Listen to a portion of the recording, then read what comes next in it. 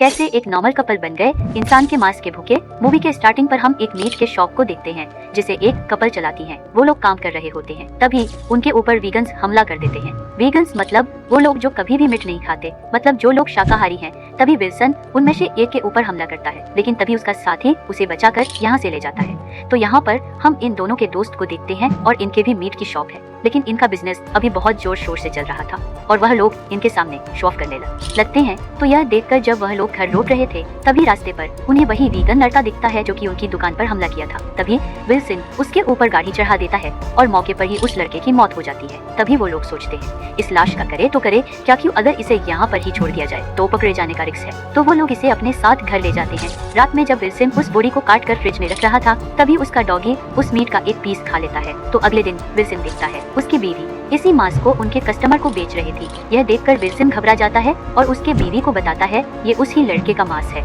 जिसे हमने कल गसड़ी से उठाया। तभी वो कस्टमर वापस उनके शॉप पर आता है जिसने आज सुबह ही उस लड़के का मांस खरीद कर ले गया था और बताता है कि आज का मीट बहुत स्वादिष्ट था और थोड़ा चाहिए।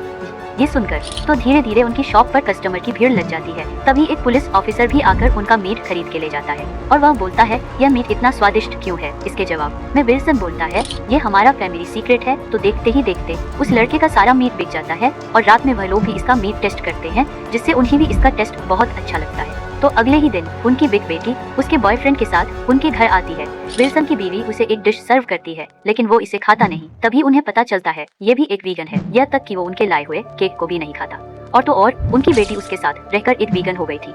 अब वो दोनों मिलकर इन्हें बहुत बातें सुनाती हैं, तरह से इनकी इंसल्ट करने लगते हैं और ये सुनकर उन्हें बहुत बुरा लगता है। तो अगले दिन वह लोग उनके नए शिकार के लिए एक रेस्टोरेंट पर जाते हैं। तभी उन्हें वहाँ एक गोलू मोनू वेटर दिखता है और वो भी एक वीगन था। तो उसकी बीवी उसे बहुत फोर्स करती है उस लड़के की शिकार करने के लिए। तो वो उसे मारने उसका हथियार लेकर जाता है, पर उसे वो मार नहीं पाता।